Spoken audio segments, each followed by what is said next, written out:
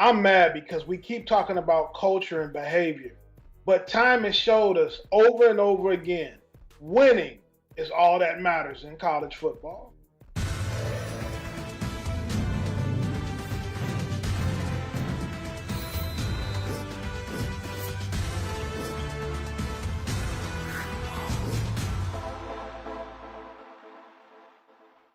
Hey everybody, welcome into this edition of College Football Today. Grace Remington here with the coach Carl Reed and 24/7 Sports national analyst Brandon Marcello. Thank you guys for being here. Before we begin, everybody watching, you know the drill. Let's get to 100 likes on this video. And if you have comments, send them in the chat. But the only way to do so is if you subscribe to the channel. All right, Carl, you got some beef with the philosophical types out there saying culture is the most overused term in college football. Why is that? Well, because winning is what matters. Culture is just about what the coach allows and what he doesn't allow. Some guys have great culture. They have guys that don't get in trouble. They have guys that graduate from school. They help old ladies across the street. But they still fire those guys when they don't win. You have guys that get guys arrested every once in a while. Guys make some mistakes and they exhibit some bad behavior, but they win and their contracts are extended over and over again. They get more money and more money and more money. But when something bad happens, we as people have to act like it really, really bothers us and burns us. But nobody wants to give those wins and those championships back. You get rewarded for winning, you get fired for losing. And that's the bottom line in college football. Carl's completely correct here. I mean, look, I hate to talk about basketball, but it is March Madness right now on the show. But look at the SEC and the hires they've made over the years in basketball. And most recently, former Texas coach Chris Beard going to Ole Miss after his arrest. And, of course, charges were dropped there. But it's all about winning. That's what matters in big-time college athletics. And sure, these coaches and others get vetted, but let's not act like this is something that is just completely new. And for that matter, something where we go, well, we always are trying to go on the up and up. We're trying to get leaders of men. Yeah, you could have some skeletons in your closet, but you could also be a very good coach with a quote unquote good culture. But the only culture that matters is the winning culture and win games. And I hate to say it, but it doesn't matter really what you're doing off the field as long as you're not hurting others consistently. That's all that matters is winning. Yeah. Just because you're a good coach or just because you're good at your job doesn't mean that you're a good person. And so people want to win. They want production. They want to be on top. And when you get to breaking it down and really pulling the layers back on the hires that are made, on the players that are allowed to play with some of the issues that they have, at every level, it seems to be that way. And I'm always surprised at the outrage we have when guys are allowed to play or certain hires are made. Everybody wants to win. They would trade the culture for the winning anytime. Brandon, my mind went to the Ole Miss basketball hire too, because between SEC basketball and football, I can think of 3 prominent examples right now where the culture does not matter because those schools are doing quite well where it matters. But speaking of the bottom line, let's go to the field now where spring practice is ramping up across the country.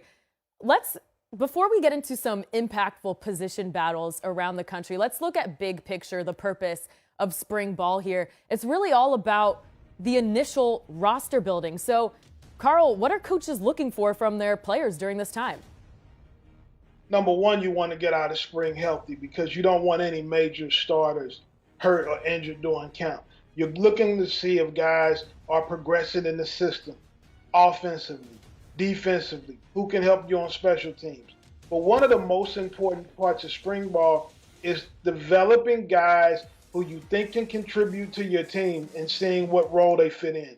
Whether that's guys who were backups a year ago, maybe guys that played situationally, new enrollees that are now college freshmen, or maybe transfer portal or junior college guys, seeing how they matriculate and how they handle being on campus. And then something that we haven't liked to talk about since the transfer portal started, which guys at the end of spring practice have you made the decision that they can't help your football team and you're going to call them in your office and strongly to encourage them to enter the transfer portal because they're never going to get to play if they stay on your football team.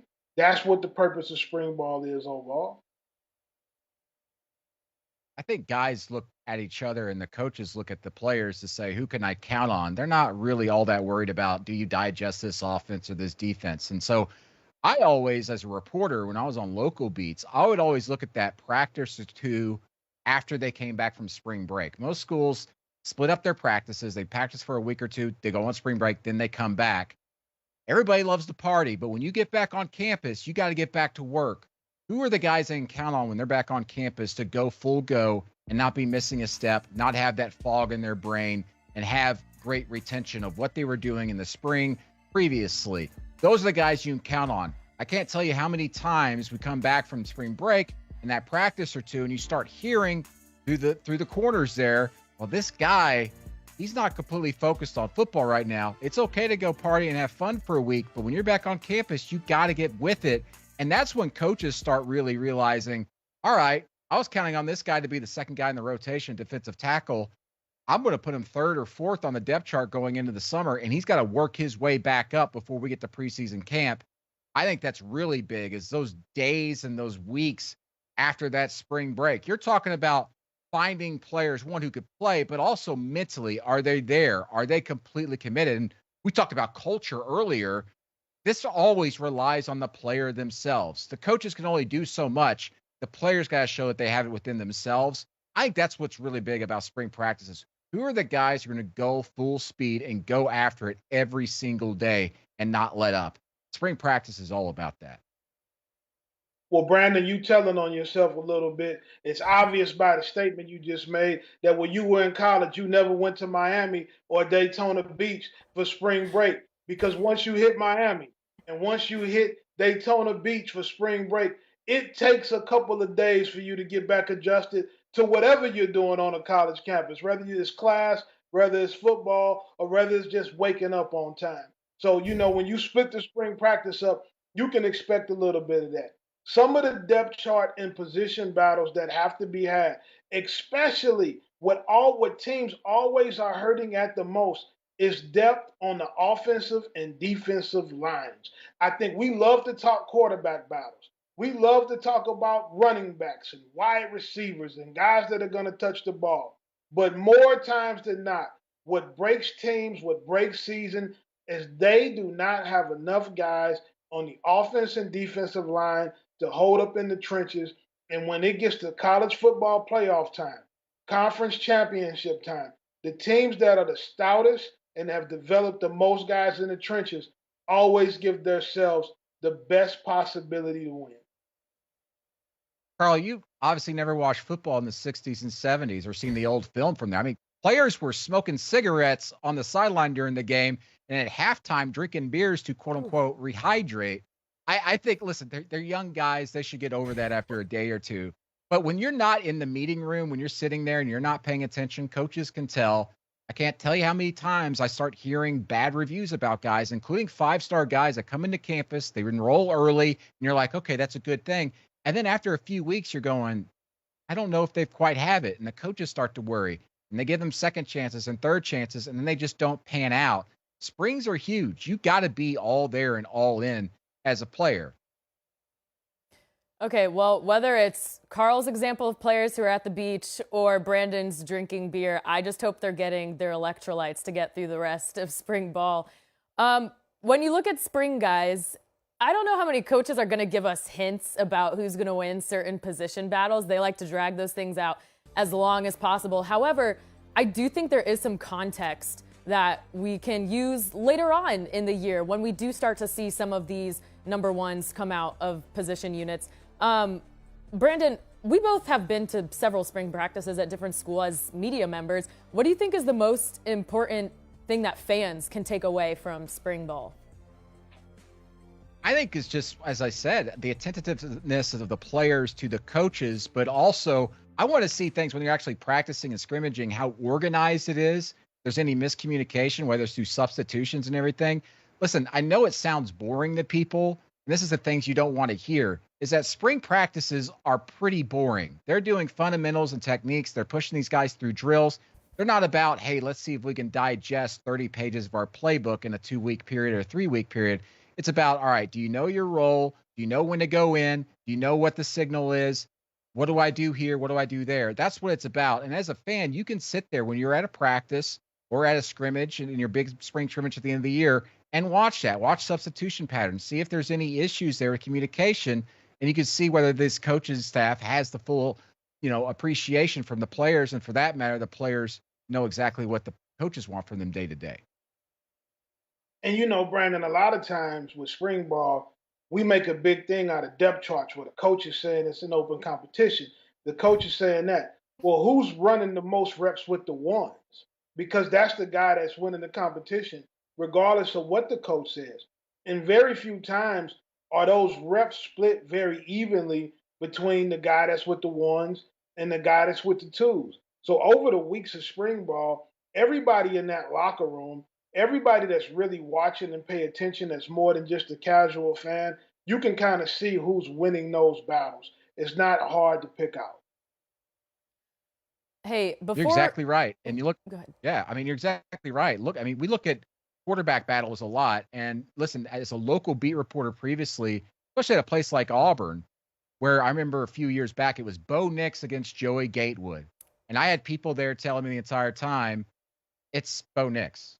Joey Gatewood kept being told within 2-3 weeks after spring practices, he's ahead in the competition. And then the insiders there were telling me the players, it's Bo Nix. He was taking the most snaps. You're exactly right, Carl. The players know, the coaches know. So don't believe everything you hear from coaches out there because, one, they're just trying to put that out there, one, to maybe convince themselves, but also I think they'll also convince some players maybe that you're still in it, even though if you're there at practice, that's not the case. I remember working in Birmingham when that was all going down, Brandon. And I remember you reporting from that too. So good job. But before we move on, Carl, a question for you from Skitches on YouTube. Doesn't a good team culture, meaning players holding themselves accountable instead of relying on coaches to do it, lend itself to a winning culture? Yeah, if the players are really good football players.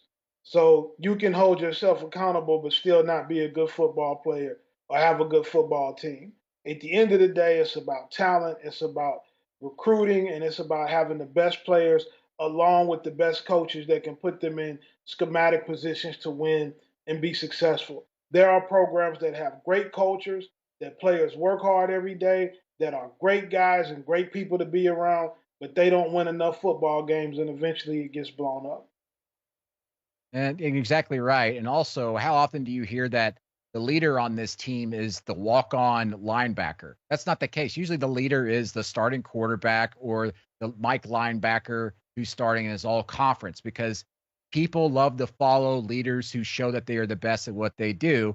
So sometimes those are guys that are quote unquote not on the up and up or very good guys off the field, but a lot of them are because they got the work ethic, one, to put it in to be successful on the field and also in their personal lives. So the idea out there that you can let these players are going to be following, whoever's the good guy on the field, that's not the case. You follow the guy that is the best players on the field as well. So sometimes those are the good guys, sometimes they're the bad guys, so to speak. But again, culture is winning culture, and whoever's winning and is the best, those are the guys that are usually the leaders.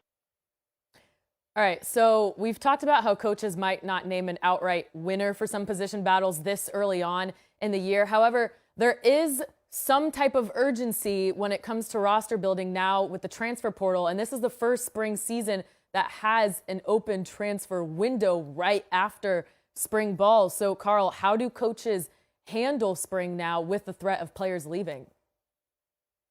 It depends on how bad you want the backup to stay. Because one of the things that has hurt programs is you're one injury away from being in a really bad position, whether that's the quarterback, the offensive line, the secondary. So if you have a guy that's a backup that you don't feel like you can afford to lose, a lot of coaches will mentally manipulate that situation and make that backup guy feel like he has an opportunity to start because they want him to begin the season with the program and not jump into the portal. It is not in the coach's best interest to take a guy that he really wants to stay on the team and let him know that he's going to be a backup in the spring because those guys have the ability to transfer as soon as the spring practice is over. So if there's a guy that they feel like they need to keep on the team, those players are going to be treated with reps. They're going to be put in situations where they feel like they have a chance to compete, even though the coach may already know exactly who the starter is going to be. Unless it's absolutely clear cut that this guy is so much better than the other, I don't understand why any coach ever tells someone that they're the starter after spring practices, or for that matter, ever releases a depth chart. You got to let that thing carry through August, at least those first 2 weeks of August when you're in preseason camp, for exactly the reason Carl said. You cannot allow the backup to leave the program. And as shady and as bad as that sounds, listen, you're looking out for the best of the program, and these coaches are looking out for themselves. Everybody's got to look out for themselves. And the transfer window, especially this new one coming up now, the first time we're going to see a window starting right after spring practices on May 1st. It's going to be interesting to see just how many coaches who maybe are accustomed to saying this guy is a starter actually hold back a little bit because they know that transfer portal is coming, and they can maybe sweat it out maybe for a couple of months and then keep that guy on campus. And then when August gets there, let it sort itself out. And as I mentioned, you see battles in the past, even before this transfer portal window stuff was going on, where coaches would say one thing about a quarterback battle, and yet the players inside the room and on that field were saying something completely different because it was very clear who was the better player. But as a coach, you got to do everything you can to not only get these players in great physical shape, but also, in a way, mold them mentally and maybe manipulate them a little bit too mentally. Good or bad, that's college football these days. And you have to, what you have to keep in mind also when you're dealing with those players, as long as the transfer portal is set up the way that it currently is, where we have 2 open windows, this is going to be a common theme that we're going to stay with. Coaches have to be in those positions. We've seen teams already, by the time they get to the bowl season, their roster is depleted with transfers, not having enough guys. And people say, well, you can just go get another kid out the portal. It's only so many kids in the world that are talented enough to play in the SEC or the Big Ten or Division I football at all, for that matter. So it's not always just a matter of going to pick another player. As the coach, you have to really work through those scenarios. You have to have a lot of meetings, a lot of communication, and you have to give some guys some leeway to make them feel like they're going to play if you want to keep them on the roster. If you make quick decisions, those guys are going to be out of there. Kids don't have it in them anymore to stay and wait and be backups. There's nobody that's more coveted on any roster right now than the guy that's the second string player on a football team. And just a reminder, that next portal window opens April 15th, so we could be seeing some more transfer activity in this next month. Oh, hello. I'm Josh Pate. I want to thank you, by the way, for watching the 24/7 Sports YouTube channel. Double clap, but also breaking news. 85% of you are still unsubscribed to the channel, and it's free. I've done it, and I've liked the video as well. So click that subscribe button, like the video you're watching, and make everyone around the office a lot happier. All right, well, now that we've discussed the purpose behind spring practice, let's get into some position battles that could affect the national landscape in college football. And guys, I thought this was interesting. The top 3 odds-on favorites to win the national title are all looking for a quarterback: Georgia, Alabama, and Ohio State. So that's where we're going to start. Alabama looking to replace Heisman winner Bryce Young, Jalen Milroe, and Ty Simpson, the 2 options there. Obviously, Milroe, the only one with meaningful playing experience there. Brandon, how do you see this competition shaking out? Well, I think let's go back to the hiring of Tommy Rees as offensive coordinator from Notre Dame. I think what gets lost in all this, at least to me, is that Nick Saban went and got himself an offensive coordinator who dealt with 2 different type of style of quarterbacks at Notre Dame, and then had to quickly shift his offense and the way he went about scheming things when one guy went down with injury, and they had to bring in another with a different type of skill set there. And so he goes into Alabama with 2 very different guys in that sense as well. Jalen Milroe, more of a runner than a passer, though. Listen, I think he's underrated as a passer and what he can do. And then Ty Simpson's your more prototypical pro style in the pocket quarterback who can take off and run, but is no Jalen Milroe when it comes to that. And so I do think that they're going to look at what the strengths are for both of these players, how they fit in the system, And Coach Reese is going to have to tweak things here and there as they go along. But from everybody I keep talking to down there, even before these spring practices start at Alabama, Jalen Milroe seems to be that guy because of how dynamic he is. And just look at what Bryce Young was able to do. I think he's a guy that I think Alabama's going to miss tremendously, though there won't be as much of a big step off as some people think, because I got a lot of confidence in Jalen Milroe, and for that matter, Ty Simpson. But the favorite to me is Milroe because he can move in the pocket, and that's what Bryce Young gave them. He was a gamer last season. He carried Alabama to maybe 2 or 3 more wins than they should have had with that team because of his escapability and his movement. And Jalen Milroe's got that. Even look back in that one start he had against Texas A&M when Bryce Young was out last season. He was a gamer when he had to do it. Same when he had to come in the middle of the game against Arkansas on the road. Bryce Young goes down. Milroe comes in, takes him to a victory on the road. I really like that kid. I can't wait to see how that shakes out. But to me, Milroe's the one that makes sense. But for now, Coach Reese and Nick Saban need to kind of figure out how the offense looks and how differently it looks so that they're prepared going into August to be able to settle this quarterback battle. And for that matter, be prepared when the season opens just in case one elevates over the other or one gets injured.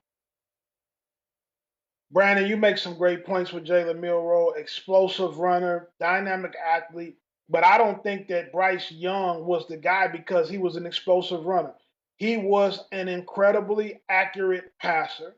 He made all the big time throws. The ball was always where it was supposed to go. And if it's one thing that I want all of these young quarterbacks to understand and learn as they transition into this position at this level, you have to be able to make the big time throws to have a lot of success at that position. Ty Simpson is an elite passer from the pocket, and he's going to be able to take advantage of the different playmakers that Alabama has on offense because he can throw the football and he can make every throw. He's not the runner that Jalen Milroe is or the athlete, but he's going to be able to step in there and put the ball in the tight windows and put the ball on guys so they can make plays and run after the catch. I don't think that you can discount Ty Simpson. Even though Milroe may have the lead now, Ty Simpson is going to come on strong, and you cannot discount his passing ability in this Alabama offense. Ty Simpson came in last spring as the number 3 quarterback, number 6 overall prospect in the 24/7 Sports rankings. He only saw action in 4 games, keeping that red shirt intact.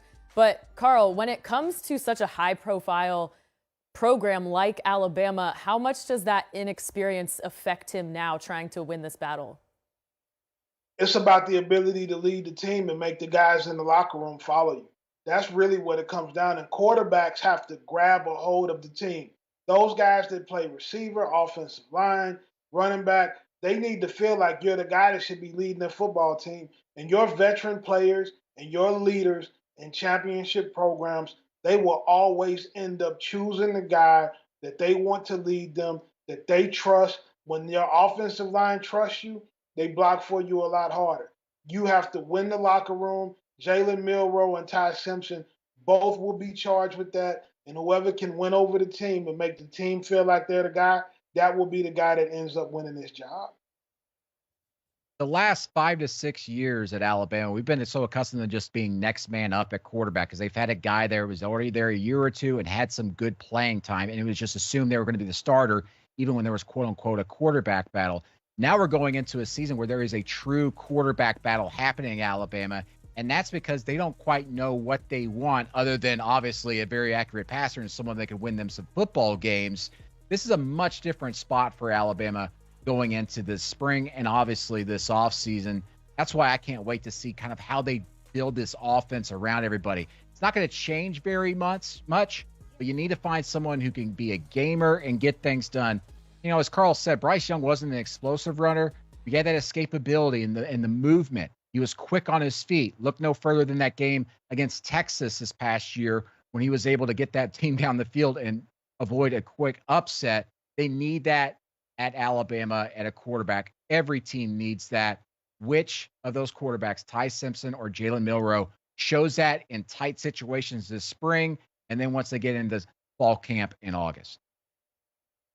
Ohio State also looking for a new QB with C.J. Stroud off to the NFL. This competition between former top 50 prospects Kyle McCord and Devin Brown, two really different playing styles here. So, Carl, what's your read on this situation? I like Kyle McCord early only because Ohio State has made it obvious this offseason that they want their quarterback to run more than what they did with the C.J. Stroud era. And Kyle McCord is a bigger, thicker, more physical guy who can probably take some of the pounding from the running. Remember when Urban Meyer was the coach at Ohio State? They always had a big-time dual-threat quarterback who was just as good running as he was passing. And their offense is not like Alabama and Georgia, who run more of a pro-style deal. They run more of a college dual-threat, true spread RPO offense where the quarterback's ability to run is a huge, huge component to that. C.J. Stroud did an interview the other day where he says he wishes he ran the ball more during his time at Ohio State. So because of that reason, I'm going to go with the guy that's a little bigger. They both can throw the ball well enough, but Kyle McCord is a bigger guy in terms of being able to run. Devin Brown is the faster, though, more explosive guy. So it'll be interesting to see how that plays out. Yeah, this one seems very obvious at Ohio State, and I talked to a couple of insiders on the ground there yesterday to prepare for this, and they told me it's Kyle McCord. I mean, there's no doubt after just a few practices, he's going to be the guy. And as Carl said, bigger, thicker, can run between the tackles, and that's a great point about C.J. Stroud saying, I wish I could have run more. We saw in that playoff semifinal game against Georgia how he took over that game. Wish we would have seen more of that from C.J. Stroud. And this Ohio State offense, now that Coach Hartline is really going to be overseeing it a little bit more, I think you will see that quite a bit. You're going to ask the quarterback, run the ball between the tackles, pick up those tough yards. Let's get something going. Let's be hard-nosed. But also, you've got these amazing receivers around you. It's amazing that year to year, Ohio State, bar none, has the best receivers in the country. And they do, once again, they return about 97 to 98% of their returning production at receiver.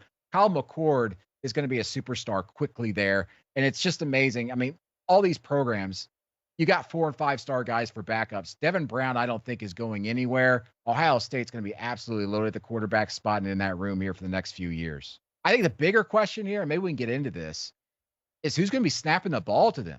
Who's going to be the center? That is huge in this. And the word I'm hearing is that Louisiana Monroe transfer Victor Cutler, who's a fifth-year guy, is coming in, and they expect him to kind of be the guy. He's gone against the likes of Will Anderson and Dallas Turner previously at Louisiana Monroe and held his own. Can he get that done at Ohio State? That's going to be really important. Center to quarterback exchange, huge. Victor Cutler is a center that has a chance to be really, really, really good. And he's been impressive against some guys that have been really good football players. Now, Brandon, you're talking about centers. You're going to lose our viewers right now. Nobody wants to hear us get on here talk about down blocks, back blocks, snapping, 1 techniques, 3 techniques, 0 shades, 30 and 10 techniques from the backer. They don't want to hear us talk about that on this show. Nobody wants to hear about the center. But Ohio State, I have a big time one in Victor Cutler. I think he's the guy for the job. Okay, well, if no one wants to hear about the center, I'll reroute us here because I did hear kind of a cool story from Kyle McCord's high school coach. He compares him to Joe Burrow for his attitude and swagger.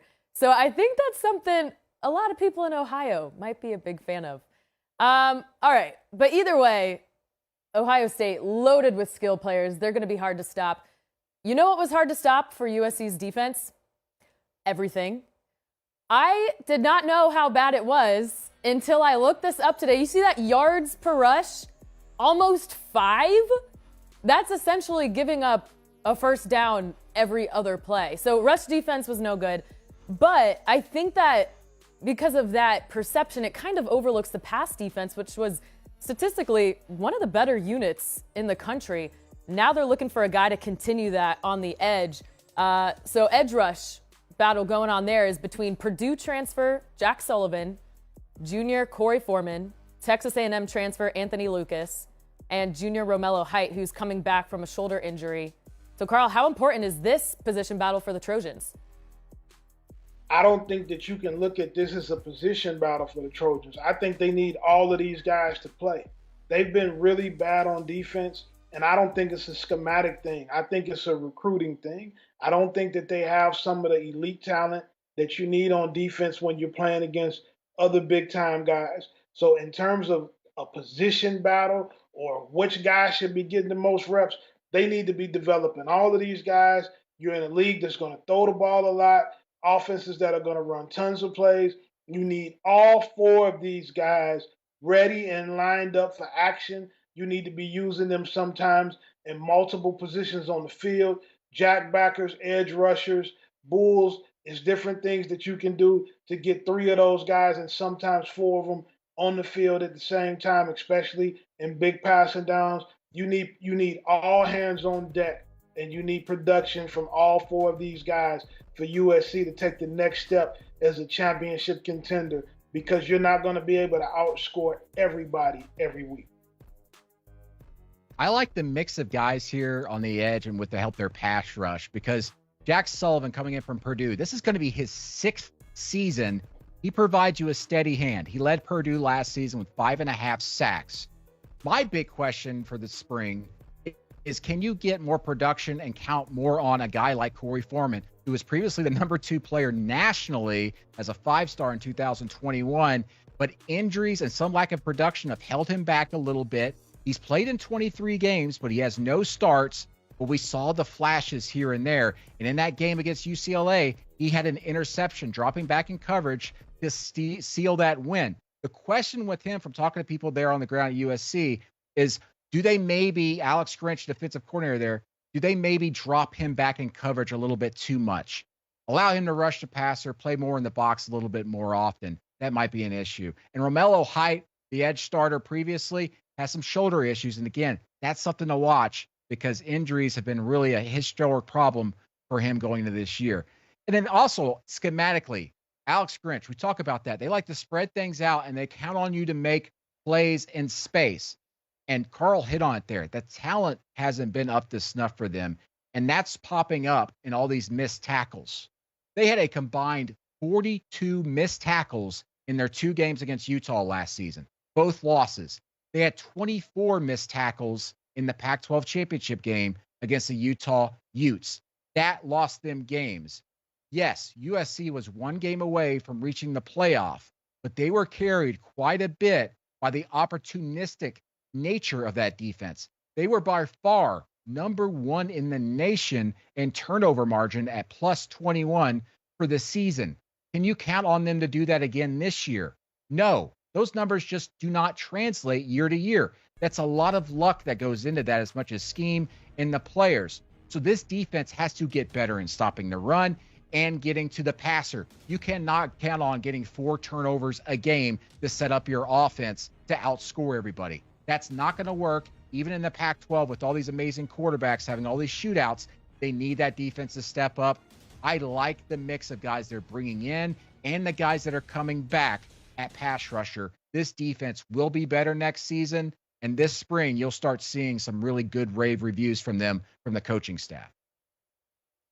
All right, before we move on, I want to read the results from the poll in the chat right now, which is the most important position battle nationally, won by Alabama quarterbacks, 40% of the vote, followed by Ohio State quarterbacks at 24% of the vote. So 2 national title contenders, most important position on the team. That checks out. Thank you, everybody, for participating in that.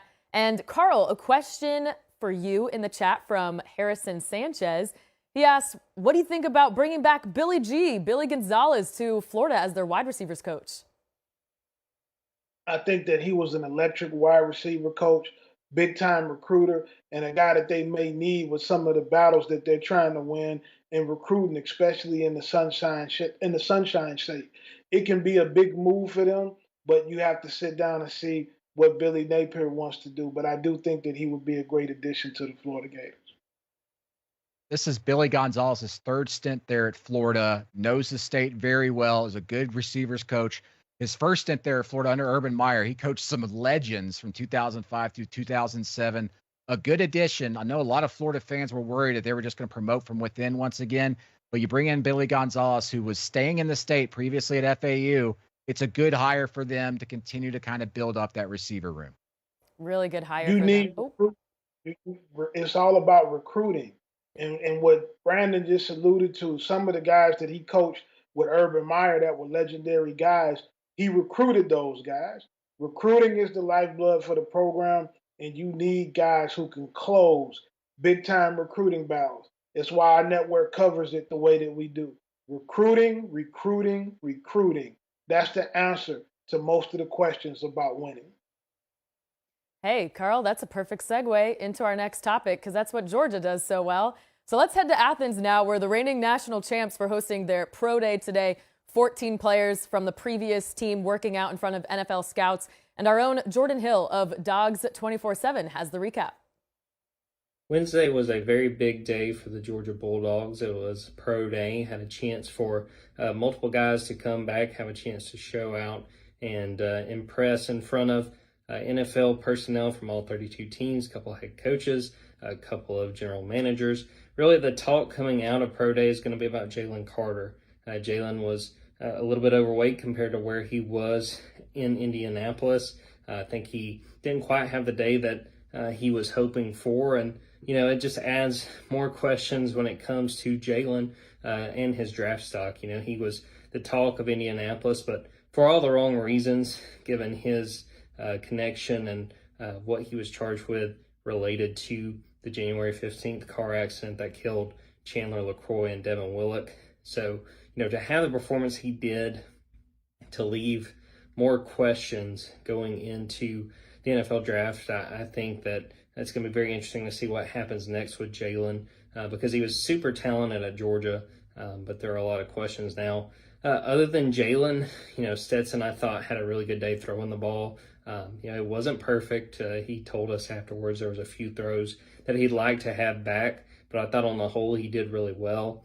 You saw Nolan Smith. I thought he looked good coming off of what was a really eye-opening performance in Indianapolis with a 40 time that I think is still surprising people. So, on the whole, I thought those guys showed up, and there were, like I said, there were some questions, but I thought a lot of those guys really lived up to the moment. I thought you had some good signs for guys coming back.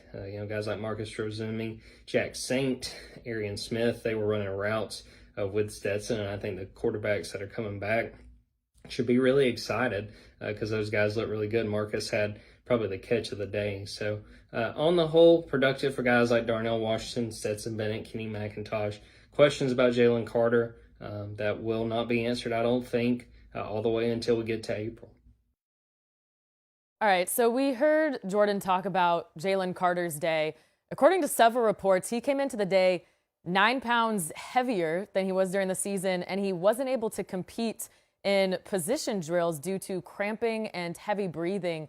So, Brandon, how concerning is this for him with the draft coming up? I think, scouts, coaches, fans, they're going to look for every reason to drop Jalen Carter down their boards and everything. But my advice would be this: turn on the film and see what you get, because that's what you're going to get on game days in the NFL. I think too much is made about what players do going into the combine and how they look coming out of the combine. Everybody sheds a lot of weight going into the combine so they can be lighter on the scales and faster in all those agility drills. And then after that, they bulk back up. That's typical. So to hear that he's gained 9 pounds, yes, that's not good. In fact, it's probably a little bit heavier than he wants to be in playing shape from people I've talked to. But turn on the film. Yeah, he couldn't finish position drills, and that's quote unquote bad to look at on position drills in front of all those scouts. But turn on the film. He produces. That's what he does. There's a reason why opposing SEC offensive line coaches commonly called him the black hole, because he ate everything up that came toward him, and they were scheming around the guy. He is still a premier prospect in the NFL draft, despite everything that's been going on with him. The guy could play. Turn on the film. Don't look at what he does a couple of weeks after the NFL Combine at Pro Day. I think that in this situation, it's not as simple as turning on the field, because he does have a major issue going on off the field. So by him being out of shape, I don't think it's a matter of him being careless. I think it's a matter of him having a lot on his mind and a lot he's dealing with away from the field. And right now, he may not be as locked in on football as he is on dealing with his legal issue and also the grieving the loss of his friends and his former teammate. And so I think that that's something that you have to look at. There's going to be two things that happen here. One is a negative, one is a positive. The negative is he's going to lose some money because he's going to drop some spaces in the draft. And so that's going to hurt his guaranteed money a little bit. The positive of that is the lower he goes in the draft, the better chance he has to go to a locker room with a veteran team and a veteran coaching staff that is going to probably be better for him to play for and for him to produce for. So I think you can look at it in a positive or you can look at it in the negative. But right now, I think that a team is going to get a steal because this guy can play football and he can play it at a high level. I hope that somebody takes the time to check on his mental health and his well-being because he's endured a lot here recently. I'll say this too, real quick. I hope Jalen Carter is being honest about himself to others as well and not trying to swallow the pain he's going through and being open with that to these NFL teams about what he's going through instead of trying to act like he's a big man and everything's okay and I just need to get better on the field. Nothing's bothering him because, as you said, that's something that can really weigh you down. And that's what these NFL teams want to hear. They don't want to hear you be dishonest or try to be the tougher man. You need to speak up if you're going through something so they understand why you performed the way you did at Pro Day. Yeah, that's a traumatic event. So we can talk about him being a steal in the draft, and that's all true. But important to pay attention to these players' mental health too, and especially someone going through that type of situation. Before we move on, I want to thank everybody for watching. Thank everybody who's already liked the video. But you know what I'm about to ask. We're trying to get to 100 likes on this video during this stream. So go ahead, throw a like in there and subscribe to the channel. Send us your comments in the chat and we'll try to get to them during this show. Back to Georgia, guys. So obviously Kirby Smart has to fill the shoes of Jalen Carter. That's not the only huge playmaker they're going to be missing. Keely Ringo is headed out, Nolan Smith, and offensive tackle Broderick Jones. So, Carl, who are the next men up? You know, Georgia's got a lot of great players coming in. I think at the University of Georgia, when you talk about the guys that they lost, we had this same conversation a year ago when Jordan Davis and that whole crew was leaving. They're coming guy after guy after guy. When you talk about the offensive weapons that they added in the transfer portal, like Dominic Lovett and Ra Thomas, it's a bunch of talent at the University of Georgia, a bunch of guys going to step in and make big-time plays. I don't think talent here is the issue at all. They've recruited extremely well at a high level, and from a talent standpoint, they're going to be right there again. I think the biggest thing that Georgia has to have a concern for going into the offseason is complacency. That's what they have to worry about, is that they're not complacent going into the season coming off back-to-back championships. Because sometimes when you are as good as they've been and when you've won the way that they won, you can start feeling like you can't lose. So if they just stay focused and don't be complacent, the Georgia Bulldogs will be fine. You look at the specific players that have been backups or you're expecting to maybe start in place of these guys. It's an incredible list. Jalen Carter leaving, a defensive tackle, a space eater, obviously there in the middle. Look at Bear Alexander. I know it's kind of Bear season with a very popular movie in theaters right now, but Bear is a fantastic player. We saw him in the national championship game. He had a sack, 2 tackles for loss against TCU, and he played a lot last season. I expect him to come in and be the starter and be an all-SEC player here in the next couple of years. You replace Kelly Ringo at cornerback. They got a couple of guys fighting for a job there, Nyland Green and Dalen Everett. What is really interesting to me is what they do on the edge with Nolan Smith and Robert Beal leaving.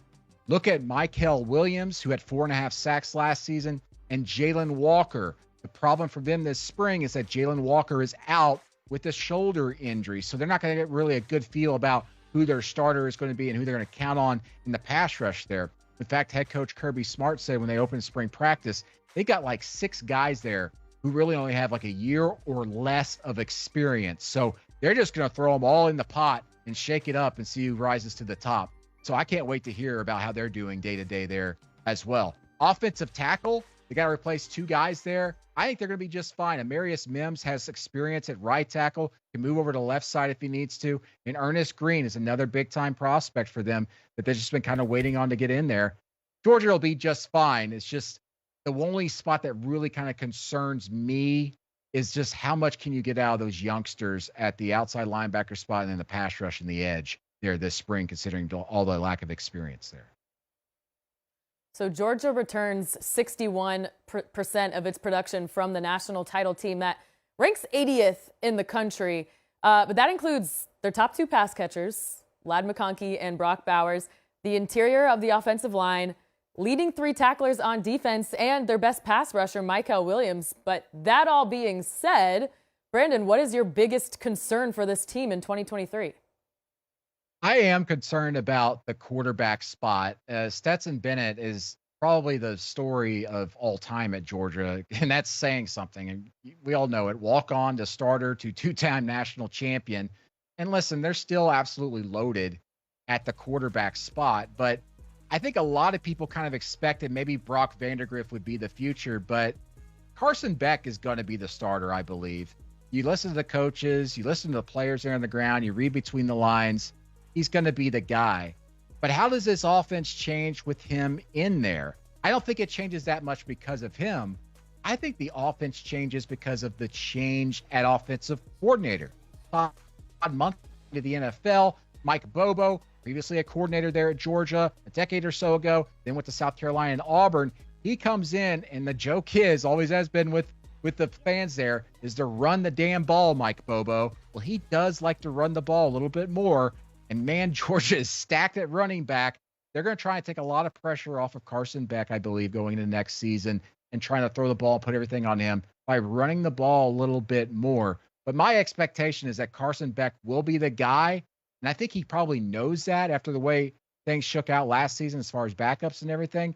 But can he maintain that edge going into this spring, then the offseason and offseason drills? He's got to be a leader off the field. People have to start gravitating to him because I think Brock Vandagriff, he's not going to give up on this. And the moment Carson Beck slips, Brock Vandagriff can step up there. But again, on the ground there, the expectation is Carson Beck is the guy. But how does he handle everything this spring? See, Brandon, I think that they're going to throw the ball a little bit with Carson Beck. I think that Stetson Bennett, although he's one of the greatest leaders that we've had in college football with a phenomenal story, I'm a huge fan of Stetson Bennett. And the guys in the locker room loved him. They were limited at times because of his inability to make some of the throws. So I don't think that they make Carson Beck a guy that turns the ball and hands the ball off to the tailback 40 times a game. He's got Brock Bowers at tight end. He has Ra Thomas and Dominic Lovett coming in from Mississippi State and Missouri at wide receiver. I think that they're going to allow him to throw the ball downfield and make plays in the passing game. I think he's going to be fine. The unknown is, can he make the team follow him the same way that Stetson Bennett did? Can he come out there and give that type of leadership? That's the unknown, and that would be a concern at the quarterback position. His talent level and his ability to throw the ball is not a concern. And remember, Georgia did not sign a quarterback during the 2023 recruiting cycle, so maybe that makes this competition a little bit more urgent.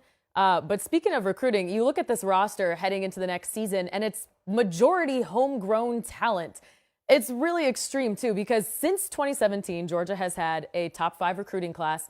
The last time they were outside the top 10 in recruiting was 2013. That's a decade of the nation's best talent. It is that extreme. That being said, they do go to the transfer portal just for immediate needs. So there's a few guys we want to talk about. That is wide receiver Dominic Lovett from Mizzou, cornerback Smoke Bowie from A&M, and wide receiver Ra Thomas from Mississippi State. Carl, you touched on them a little bit, but which of these players will have the biggest impact early on for the Dogs? I think it will be Dominic Lovett from the University of Missouri. He was one of the top receivers in the SEC a year ago. Highly coveted guy that could have went pretty much anywhere out of the transfer portal. Great body control, great big hands, can take the top off of the defense with his speed. I think with Brock Bowers underneath that tight end, Lovett is going to give them an added dimension. I expect that he's going to have a big-time season for Georgia. I like Ra Thomas. Listen, it's an embarrassment of riches here for Georgia. You just go out into the transfer portal and you only get 2 or 3 guys, but these 2 receivers are the team-leading receivers at their respective schools. I like Ra Thomas because one of his explosiveness there, but also playing in Mike Leach's system there, everything that's asked of the receivers, the drills they run in practices, the thing they do in the offseason, knowing that you got to run full speed and on all your routes every single play. This guy is equipped to go into Georgia and stand out in workouts in the spring and be a guy that you go, wow, not only is he a good player, but someone we can count on day-to-day in practices. And then obviously we know we can count on him going into next season. I think Ra Thomas is that guy. He's the best player that they picked up. And boy, Georgia just reloading when they have to. You look at those numbers, 13 additions the last 5 seasons from the transfer portal. Most schools add that many in just 1 year. That just tells you how great Georgia is at recruiting high school talent, developing them, and then keeping them there on campus, even if they lose their starting jobs. Incredible job by Kirby Smart and co. All right, well, as Georgia tries to do something never done before, and that is win a 3rd straight national title. Remember, for all Bulldogs news, to keep it locked in to dogs247.com. There it is, for all the info that you can't get anywhere else. All right, that was a good show, guys. Lots of information. So as we wrap up, let's do our college football today takeaways. Brandon, why don't you start us off? What did you learn today? I learned today that Carl and I can agree throughout an entire show. I don't think we had one disagreement for everything we discussed and all the position battles we discussed. Not very much disagreement there. But again, we didn't really get into some other position battles that I'm interested in, like Texas, their running back spot. You know, I think we may have had disagreement there because I think the star there is a true freshman that's on campus instead of a veteran. But that's kind of what I learned. I can't believe we're being friendly today, Carl. What I learned today is that Brandon Marcello knows what a center is. I didn't know. Everybody doesn't know linemen. And he put a huge curveball on me when he brought out the center battle at Ohio State. I didn't even know that he knew that was a real position on the football field. It's one of the bigger position battles there, the one that's maybe most unknown. Very important position battle there. Very important. Okay, well, I learned. So Brandon tweeted before the show that Carl was going to say something outlandish. And I was like, yeah, okay, that'll definitely happen. I just didn't know how quickly. And I feel like, okay, well, first of all, there was the I'm mad statement. I did not know that culture was that big of a deal to you. So I got to think about things now. And there was something else. I can't remember it now, but it was like within 5 minutes. So Carl comes with the takes and he comes with them quickly. One more thing. We had a poll going in the chat that I would like to read the results. Who had the better show? It was Carl leading the way with 59% of the vote. Whoa. Yeah, I know, Brandon, it doesn't get any better because Grace was an option. I got 27%, which means Marcello got 13%. Are you about to leave? Or are you getting up? This is the second time right? So listen to this. Yeah, it's the second time I beat you. If you haven't beat me once, all right, I'm really like Tyson Fury and you're Deontay Wilder, except you don't have the win, right? Hey, I want to tell you a quick story here. And next time I'm on the show, we're going to have to show it. I got to meet Deontay Wilder's manager, and he gave me Deontay Wilder's belt when he had the title. I got a picture of myself posing. So I'm the only championship holder here, even if you win some stupid internet. You should send me the belt because I'm the winner. Oh my gosh. That is a good story. Yeah, we definitely need to get that photo on here next time. All right. Well, thanks, guys. Thank you, everybody, for watching. That's going to do it for us today. We will be back here Monday at 4 p.m. Central, 5 p.m. Eastern. Thanks so much, and have a good weekend.